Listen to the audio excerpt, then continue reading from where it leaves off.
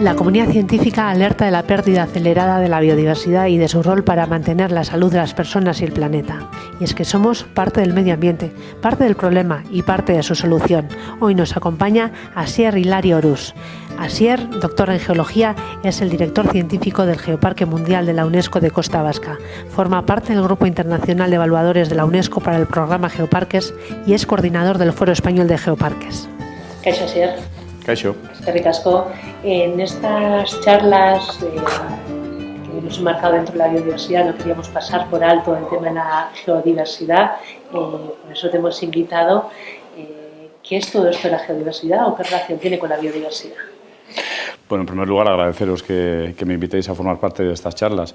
La geodiversidad es quizás esa parte de la naturaleza que no se ve o que está detrás de la naturaleza, pero la geodiversidad son esos elementos geológicos, son las rocas, son los fósiles, son los minerales, son las formas del relieve, son los suelos que forman parte de nuestra Tierra y que son tan naturaleza como pueden ser los sapos, como pueden ser las culebras, como puede ser un colibrí, como puede ser un roble. De manera que los elementos geológicos forman tanto parte del entorno natural como lo forman los biológicos. De manera que, si queréis, la geodiversidad es esa naturaleza que está detrás de la naturaleza y que normalmente se ve menos. Dentro de esa geodiversidad hay algunos elementos de mayor valor, igual que los puede haber en la biodiversidad, que son los que consideramos el patrimonio geológico, que son aquellos elementos geológicos que no queremos perder. No queremos perder porque son piezas fundamentales para entender, por ejemplo, una parte importante de la historia de la Tierra.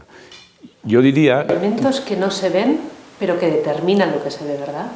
Elementos que no se ven, pero que controlan mucho otras cosas que sí se ven.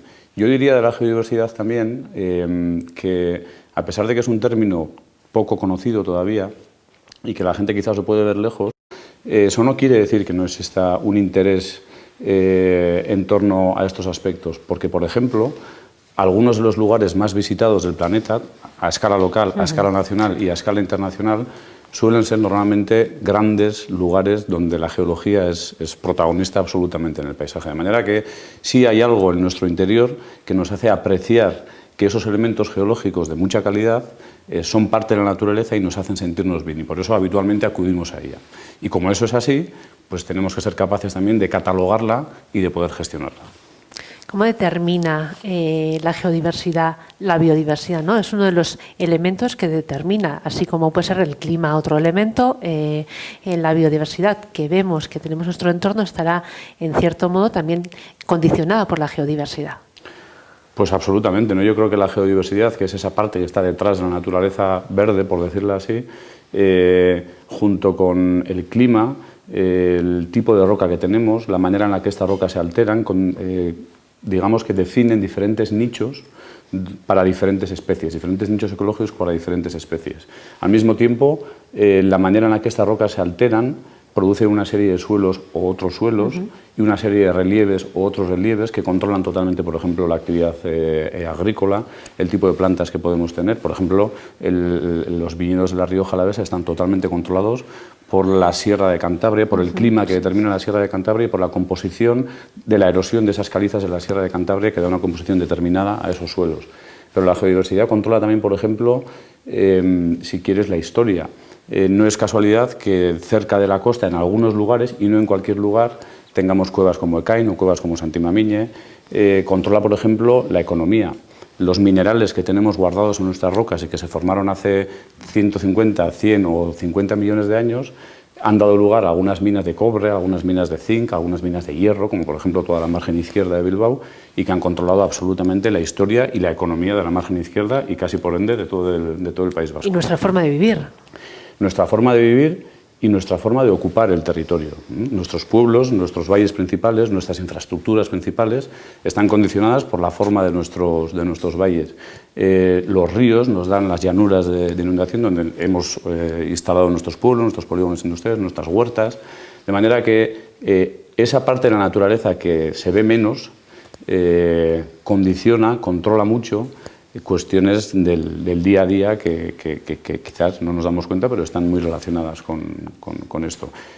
Por decirlo en una frase sencilla, si el País Vasco hace 100 años no hubiera sido el arrecife de coral que fue, Hoy no tendríamos las montañas que tenemos, no tendríamos, por ejemplo, las minas que tenemos en la margen izquierda de Bilbao, nuestra historia sería diferente, posiblemente nuestra personalidad sería diferente, nuestra economía sería diferente y seguramente nosotros también seríamos un poco diferentes. Qué poco conscientes somos de eso, ¿verdad?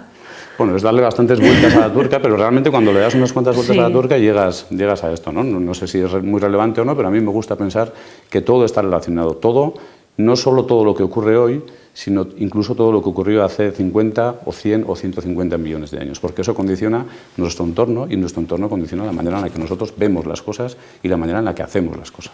La diversidad es variedad y en el País Vasco solemos decir que tenemos de todo, que tenemos el azul del mar, el verde de la montaña, el dorado del desierto. No sé si es una forma popular o simple de decir que tenemos una diversidad geológica considerable. Pues creo que no lo podías decir mejor. Pues sí, claro que sí.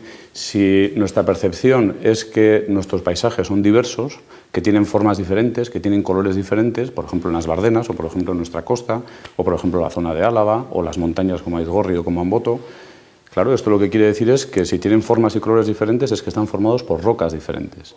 Si tenemos rocas diferentes, quiere decir que tenemos una historia donde han ocurrido cosas diferentes que ha dado lugar a rocas diferentes. De manera que yo diría que Euskadi, siendo un territorio pequeño, el País Vasco siendo un territorio pequeño, bueno, tiene una historia geológica bastante compleja y desde el punto de vista de la geodiversidad, de la diversidad de elementos geológicos, pues tiene una geodiversidad muy elevada. Tenemos muchos tipos de rocas diferentes, de edades muy diferentes, tenemos formas de relieve muy diferentes, tenemos playas, tenemos estuarios, tenemos acantilados, tenemos montañas, tenemos llanuras, en fin, es un lugar donde en poco espacio pues, se concentran muchos elementos y muy diversos. Podremos estar charlando largo y tendido sobre cómo es el País Vasco, pero bueno, resumiendo unas breves pinceladas, ¿cómo es el País Vasco geológicamente? Mira, el País Vasco geológicamente tiene una historia de más o menos unos 400 millones de años y lo vamos a resumir en un par de minutos. Las rocas más antiguas tienen más o menos esa edad. En aquel momento el País Vasco está debajo de un mar, pero en una distribución de continentes que no tenía nada que ver con la distribución de los continentes actuales. Aquellos continentes, más o menos hace unos 300 millones de años, se chocaron y dieron lugar a un supercontinente, que es el continente de Pangea, que todos hemos aprendido en la escuela. Bueno, pues en el País Vasco tenemos algunas rocas procedentes de aquel choque enorme que dio lugar, dicen que a una cadena montañosa que podía ser incluso más alta que el actual Himalaya. Por ejemplo, todo el entorno de Peñas de Aya tiene algo que ver con aquella historia. Aquello era un gran desierto muy árido. Rocas como las que podemos encontrar en el Monte Adarra o en la zona de Berástegui o en el Bastán, estas rocas rojizas, estas areniscas rojas, tienen que ver con la erosión de aquella supercadena montañosa en aquel desierto. Después el País Vasco volvió a estar sumergido debajo del mar porque aquellos continentes empezaron a separar y entre ellos estaba Europa y estaba África y estaba una pequeña placa que se llamaba la placa ibérica y nosotros estábamos ahí, entre la placa ibérica y Europa, debajo del mar otra vez. Y allí se formaron miles de metros de sedimentos, especialmente de calizas, que hoy en día, en arrecifes de coral, por ejemplo, que hoy en día dan lugar a las montañas principales que tenemos aquí, por ejemplo la montaña Urco que está aquí mismo, o por ejemplo a Amboto, a Gorbea, etc. En un momento dado, hace unos 40 millones de años, esta pequeña placa ibérica, empujada por el supercontinente africano, se mueve hacia arriba, choca con Europa y todos esos sedimentos que se habían depositado debajo del mar se levantan para formar los Pirineos y para formar nuestras montañas vascas. Y desde hace más o menos unos 5 millones de años, el agua, localmente el hielo, el mar, han ido esculpiendo esos materiales y dando lugar al paisaje que tenemos hoy. Has mencionado Urco, estamos aquí debajo de Urco, en el Alto de Ixua. ¿Cómo es Éibar? ¿Qué diferencias tiene o qué hay de relevante sobre el País Vasco en su conjunto? Pues mira, Éibar tiene algunas cosas relevantes desde el punto de vista geológico. De hecho, no específicamente en Éibar, pero en Éibar, el Goibar, Soraluce, hay definidos, yo creo que, si no me recuerdo mal, 4 lugares de interés geológico catalogados en el inventario, si quieres, oficial del País Vasco. Las rocas que hay en Éibar tienen más o menos en torno a 180 millones de años de antigüedad. Son parecidas a las que hay en el conocido geoparque del que hablaremos dentro de poco y que está cerca de aquí. Pero las de aquí tienen una particularidad. En aquella época, hemos dicho que estábamos debajo de un mar que separaba la península ibérica del continente europeo. esa península ibérica se estaba moviendo hacia el sur, estaba haciendo un movimiento de rotación antihorario, de manera que debajo de ese mar la corteza se estaba extendiendo. Y cuando algo se extiende, ahí se generan una serie de fracturas que permiten que el magma de profundidad pueda ascender. Aunque hoy nos parezca increíble, hace unos 80, 100 millones de años, aquellos fondos marinos que fueron en el País Vasco eran un infierno. Era un lugar donde había volcanes, era un lugar donde había fracturas por los que salía lava, era un lugar donde había lagos de lava. Para nada habitable. Bueno, habitable para unas pocas especies, habitable para unas pocas especies. Y algunos de los mejores afloramientos de roca, de los mejores ejemplos de aquella actividad volcánica de hace entre 80 y 100 millones de años, están en el entorno de Eibar. De hecho, seguro que para la gente de Eibar es más o menos conocido los taludes de las carreteras, porque tampoco se puede ver muy fácil la geología de aquí, porque es un sitio en un valle muy encajado, con mucha vegetación, pero en los taludes de las carreteras normalmente el color de la roca suele ser un color muy oscuro. Sí. En algunos lugares incluso se pueden ver piloulavas, unas formas así como muy redondeadas. Piloulavas son, seguro que hemos visto en la televisión, son cuando una colada de lava sale debajo del mar, genera una serie de lóbulos así, que hace un lóbulo y luego otro lóbulo y luego otro lóbulo. Esto que lo hemos visto en el mar, en vídeos, pues lo tenemos en algunos taludes aquí en el. Si no nos fijando. Si te fijas en los taludes de la carretera, verás cómo empezarás a ver cosas redondeadas. Ahora me fijaré seguro. Y eso son coladas, antiguas coladas de lava en un mar a una profundidad bastante importante. Estamos en Ixúa, cerca de Arrate. Se dice que la Virgen de Arrate, desde su colina, protege a los marinos, porque lo cierto es que el mar tampoco está tan lejos, ¿no? Dentro de la iglesia de Arrate mismamente hay un barco colgado del techo. Existen esas referencias. A veces nos parece que, bueno, estamos en el interior, pero el mar está cerca y parte de esta comarca, además, se enclava en el conocido como Geoparquea. Así es, que está aquí bien cerquita, ¿no? Bueno, yo creo que el Geoparque es una joya desde muchos puntos de vista, de la que todos podemos estar muy orgullosos, ¿no? Entre otras cosas porque es un territorio declarado por la UNESCO por el valor fundamentalmente geológico que tiene, pero no solo geológico, es un territorio con un valor arqueológico muy relevante y con una densidad cultural de todo tipo muy alta, ¿no? Y además con un paisaje que a cualquiera que llega, sobre todo el paisaje costero, pues nos llama la atención, ¿no? Yo creo que no tenemos que olvidar que los geoparques, después entraremos si quieres a explicar qué es ese FLISH y por qué es tan relevante, pero los geoparques son sobre todo figuras de desarrollo territorial, de desarrollo local, son figuras de identificación territorial, son figuras que buscan ese desarrollo a través de generar, si quieres, un destino de turismo de calidad, pero también de generar esa relación especial y diferente que pueden tener los habitantes del territorio cuando comprenden mejor qué es lo que tienen en su propio territorio y cuando además este valor ha sido declarado a nivel internacional por organismos como la UNESCO o la Unión Internacional de Ciencias Geológicas. Mencionabas el FLISH, probablemente lo más conocido del Geoparquea o bueno, lo que a la gente más le llama la atención. El FLISH es un atractivo turístico importante, hasta plató de cine últimamente. La gente sí que ve un valor estético en el FLISH, ¿no? La gente va a ver el FLISH, pero que sea bonito casi es anecdótico, porque sobre todo tiene un valor científico. Efectivamente, el FLISH, además de todo lo que es bonito. Además de todo lo que es bonito. Y eso no es cosa menor. Pero bueno, el FLISH es el elemento geológico de relevancia internacional que le permite al geoparque ser un geoparque UNESCO. El FLISH, especialmente entre Deva y Zumaia y hasta Montrico, hasta Saturarán, es una referencia internacional en el mundo científico desde hace ya más o menos unos 40-50 años. Por muchos motivos, ¿no? Yo suelo decir muchas veces que es como un gran libro de la historia de la Tierra en el que cada una de esas capas serían las páginas de ese libro, ¿no? Yo realmente he tenido la suerte de viajar por el mundo visitando algunos lugares emblemáticos de la geología y no conozco ningún lugar donde la historia de la Tierra se haya escrito tan bien y con tan buena letra como se ha escrito en este lugar, ¿no? Realmente, caminando por la base de esos acantilados, los geólogos podemos viajar en el tiempo, podemos dar un pasito atrás, un pasito adelante y avanzar 10.000, 20.000 años e ir reconstruyendo una historia de 50 a 60 millones de años, en la que podemos entender muy bien cómo variaba el clima, cómo han variado las especies y en la que, por ejemplo, podemos entender que hace 65 millones de años los dinosaurios y el 70% de las especies se extinguieron por el impacto del meteorito. El afloramiento, la capa finita que hay en Zumaya, en la cala de Algorri, fue uno de los lugares que permitió en los años 80 que esta teoría saliera adelante.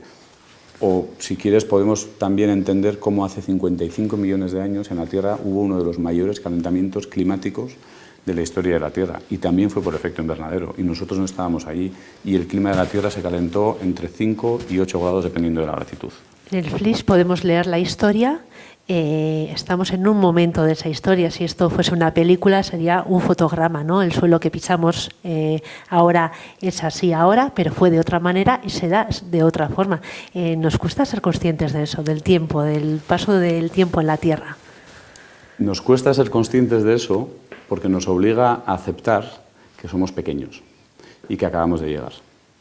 A mí, una de las cosas que más me gusta del mensaje que se puede transmitir en el FLIS a través de la lectura de esas rocas, quizás más allá de la extinción de los dinosaurios y más allá de entender que el clima ha ido cambiando y que ha habido otros cambios climáticos, es precisamente esto, es tener una percepción del tiempo diferente y entender que nosotros acabamos de llegar a una historia que tiene muchos fotogramas que han sucedido por delante, que el paisaje que tenemos hoy nosotros delante no es más que una secuencia más en una historia mucho más larga que ha ido cambiando de paisaje y que seguirá cambiando seguramente sin nosotros sobre la faz de la Tierra.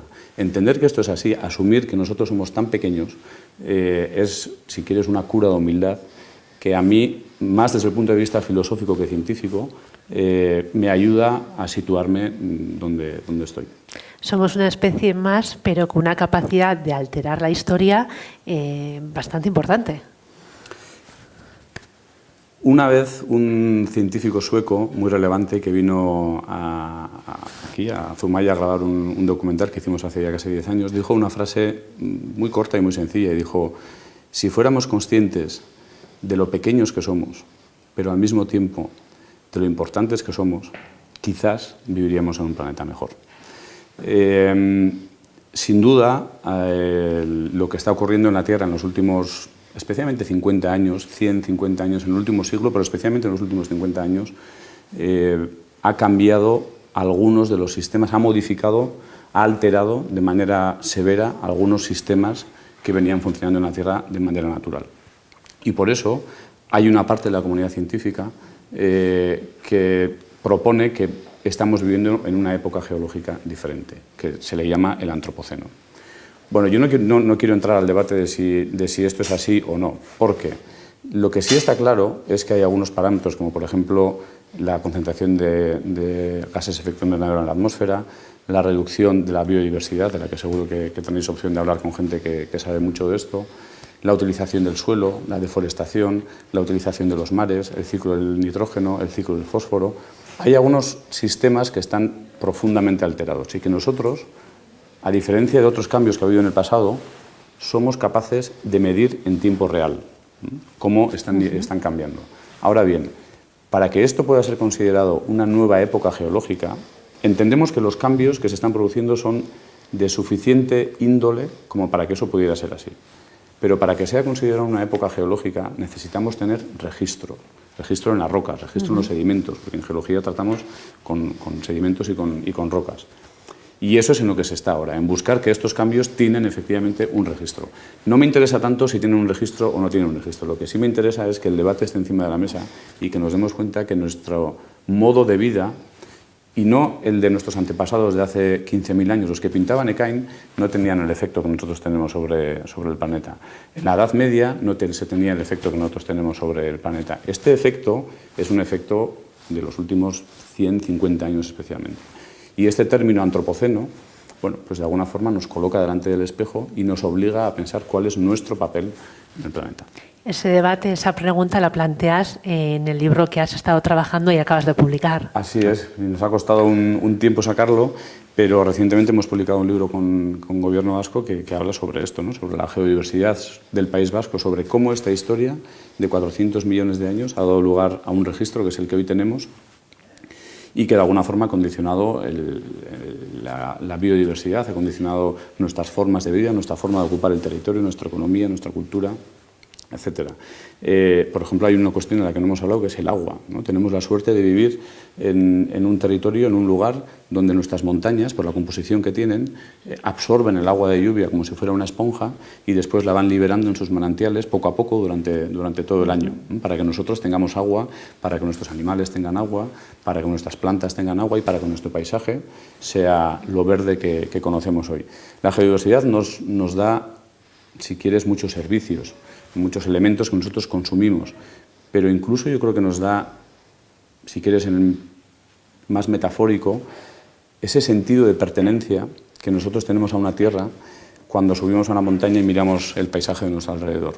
Eso que es tan nuestro, ese paisaje que vemos y es tan nuestro, tiene mucho que ver con esa historia de 400 millones de años que hay escondida detrás de las rocas. No tenemos muy claro si estamos saliendo de una crisis o todavía sumergida en ella, en la que hemos echado en falta, sobre todo cuando hemos estado en casa, casi en jaulas como pájaros en nuestros balcones, el ir a la montaña, precisamente. ¿Crees que esta situación ha afectado nuestra relación con el entorno natural? A mí me gustaría pensar que sí. Yo creo que, yo al menos, una de las cosas que más he echado de menos durante los últimos 3 meses ha sido salir al campo. Salir al campo para mí no quiere decir subir a una montaña, perfecto, subir a una montaña, subir a una montaña, pasear por el monte, pasear por el bosque, escuchar un río, salir a la naturaleza, tener contacto con la naturaleza. Y yo quiero pensar, y creo que es así, que una parte importante de la sociedad se ha dado cuenta de cuánto necesitamos tener esa naturaleza de buena calidad, accesible, cerca de casa. La naturaleza nos da servicios, como bien hemos visto, como por ejemplo puede ser el agua, como puede ser la agricultura, como pueden ser los minerales. Pero la naturaleza nos da también la posibilidad de respirar, nos da la posibilidad de sentirnos bien. Y los últimos 3 meses nos han enseñado que si no tenemos esa naturaleza cerca, de buena calidad y accesible, somos más infelices. Necesitamos estar en contacto con esa naturaleza. En ese aspecto, yo creo que los espacios naturales protegidos pueden ser una bandera de ese nuevo futuro más verde que deberíamos de construir. Pero no solamente los espacios naturales protegidos. Tenemos que pensar que necesitamos tener esa naturaleza cerca de las ciudades y, si me apuras, incluso dentro de las ciudades. Eskerrik asko, Asier, gurekin egoteagatik. Tenemos los recursos, nos has hablado de un País Vasco muy diverso, esperemos que seamos capaces de mantenerlos. Seguro que sí, eskerrik asko.